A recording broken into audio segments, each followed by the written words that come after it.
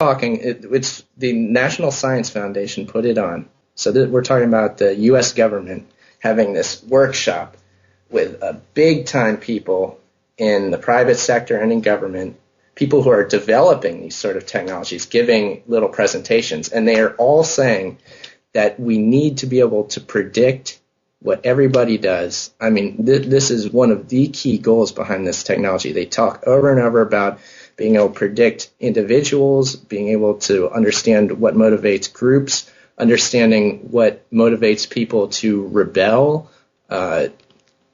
understanding the motivations behind everything within society, tracking everything. And it's a recurrent theme. They talk over and over in all these reports. They talk about certain words like brain fingerprinting. Mm-hmm.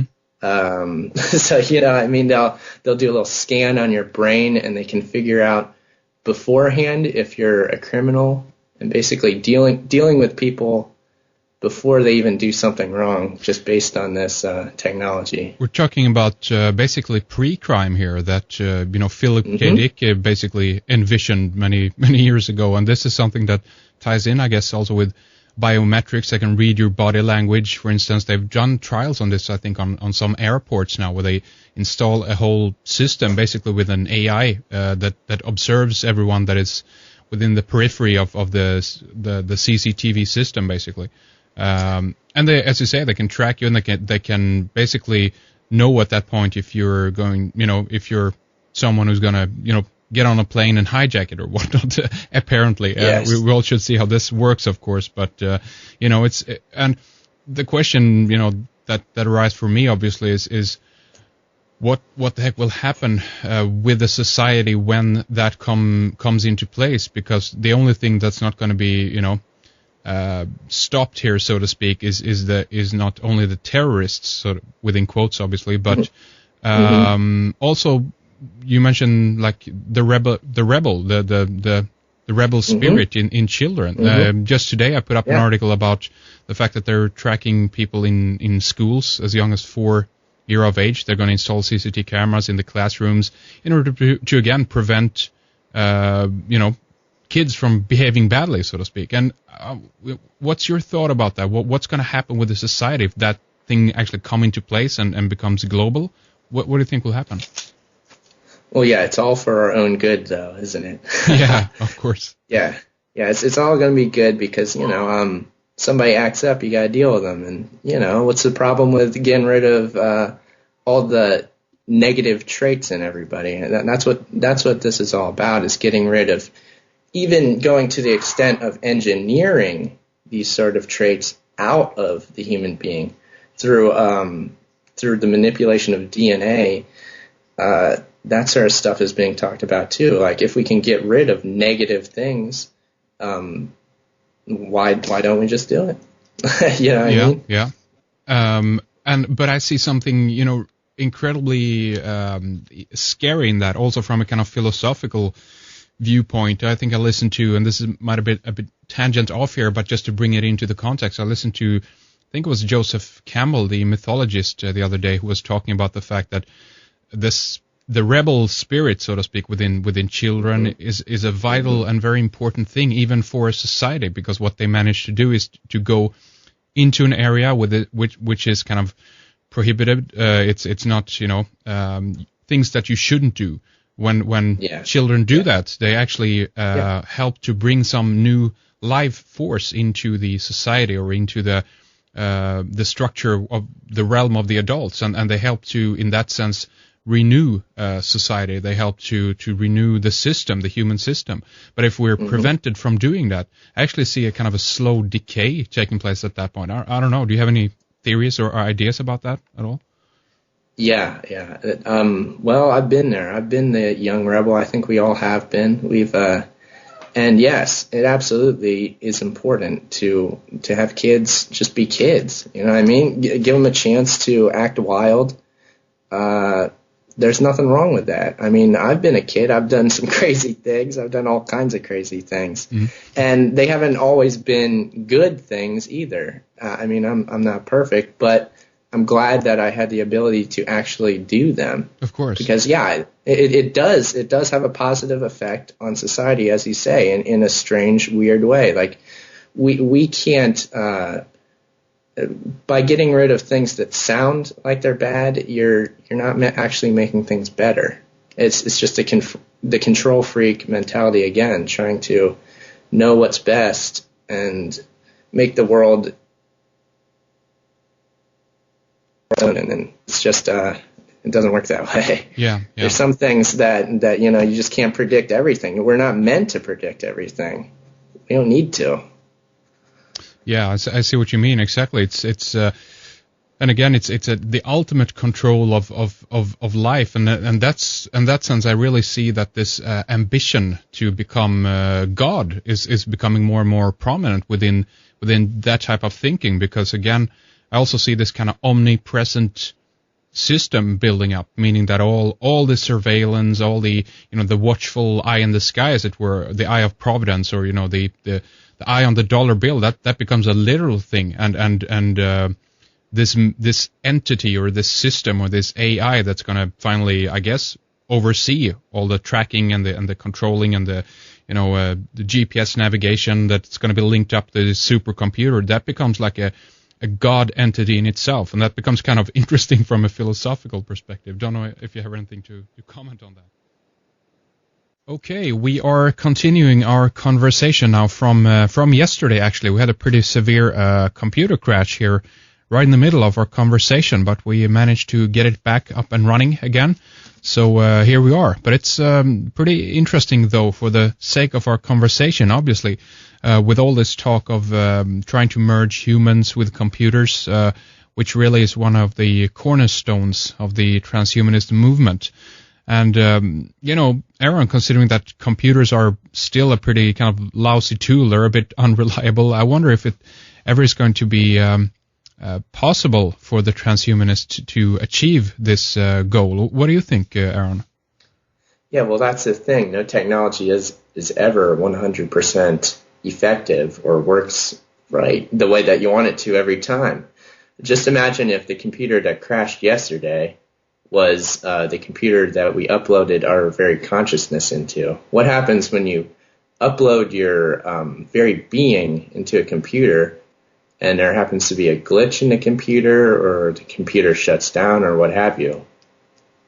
Exactly. Probably going to lose it all, and that seems to, at least at this point, be very kind of an etheric concept, is very obscure concept to upload one's consciousness into one of these, a mainframe computer, basically. But this is yet stuff that people like Anders Söderberg, for instance, is talking about. I think he's from Sweden originally. He's one of the professor at the university, I think, over in England right now.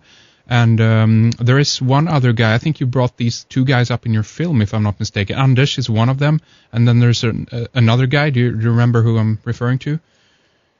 I can't remember specifically which individual talks about the uploading, but it's definitely a running theme. I know Nick Bostrom. That's correct. That's what I'm thinking of. Yes. Yeah. He's one of the co-chairs, one of the co-founders of the World Transhumanist Association. He talks about the idea of uploading all the time. So it's probably him. Yeah, and the World Transhumanist Association, that whole group is, you got to realize, it's basically a PR group, a public relations group for this idea of merging humanity with machines. Because at this point, most people, if you talk to most people on the street about how would you feel about putting a chip in your head and making yourself smarter, 9 out of 10 times somebody's going to say, no, that just sounds like a terrible idea. Like, I'd be a robot. They'd be able to control me. Mm-hmm. Things, the questions and concerns I'm bringing up in my film, The Age of Transitions, people naturally think of that because they're natural dangers. So over and over again, you hear this idea that attitudes have to be changed. When you read these government reports, they say that they recognize the fact that people aren't ready for this and that there is a necessity to ease people into this, to sort of go step by step. And it's funny, they mentioned Furbies in the NBIC report, they mentioned Furby as a harbinger of sort of the interaction between humanity and artificial intelligence, and, you know, sort of the humanizing of machines. As humanity itself becomes more like a machine, the machines ideally will become more human so that we accept them. What is Furbies? Yes, Furby. It's a little toy. It was I think it was one of the hot Christmas gifts one year. It's basically this little toy machine, weird looking gremlin sort of thing, and you teach it. It's like one of those Tamagotchi pets. You teach it, and it learns language, and you interact with it. Okay. So this is so exactly because they have to have some kind of plan, I guess, to desensitize people to this idea. Because on one level, I've always looked upon movies like The Terminator, for instance, and even The Matrix to be they're kind of the initial shock factor that people have to, you know, our worst nightmares in a way have to be played out first in order for them to kind of ease this in more and more. Obviously, these are very strong warnings, but how do you see that this is being played out in the mass media? Do you think that movies has a big role in this? Absolutely. I mean, look back at the movie Tron that came out, like, what was that, 1982 or something? It was a Disney movie.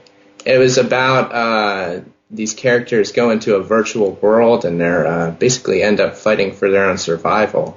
And they make interesting quotes in that movie about something about like the money and they're basically trying to live out their regular lives in this virtual world, and they're trying to keep up just like we do in our regular day lives, but the whole time it's just a virtual existence. It's not even real. So that's interesting. Yes.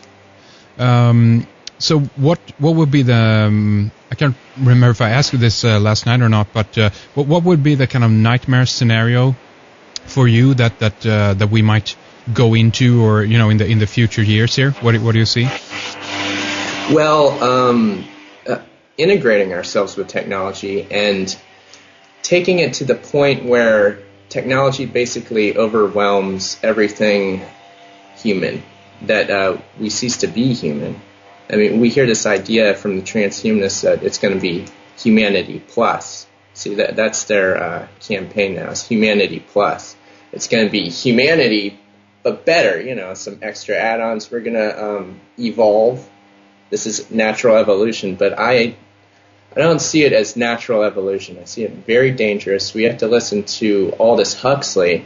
I put that bit of Aldous Huxley talking at Berkeley in 1962 in the film. And he says flat out that, look, there's always been a controlling oligarchy, and this technology in the hands of that controlling oligarchy would give them total authority. I mean, they could basically have your mind. They would own your mind, especially if you're living in a virtual world. But even if you have a brain chip, I mean, think about how your brain can be affected by an electrode in your head.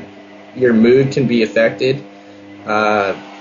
Supposedly, all your thoughts could even be controlled at a certain point. You know what I mean? You could become an automaton. That's a very real possibility. Yes. Let's see, before we continue, I'm getting a very loud kind of noise in the background. Yeah, there's a guy out here with a leaf blower. So okay, no worries. Do you want to, so Aaron, I want to ask you a little bit also about the other aspect to all of this. We've talked a little bit about some of the negative aspects and what basically some of the nightmare scenarios might be here. But I also want to ask you a little bit if you feel that it's something that it can be something good here, so to speak. And basically, I'd like to ask if you consider where you kind of draw the line, I guess, between, or when it comes to merging humans with technology. To make one example, if we take something like a pair of glasses, for instance, that's a technology in one sense to improve something on our body, you know, to improve our eyesight and so forth. Do you think that's going too far, or where do you draw the line here, so to speak, Aaron? Yes. These are the questions that you come up against over and over again when you go into this, and it's hard to say. Definitely, I mean, where do you draw the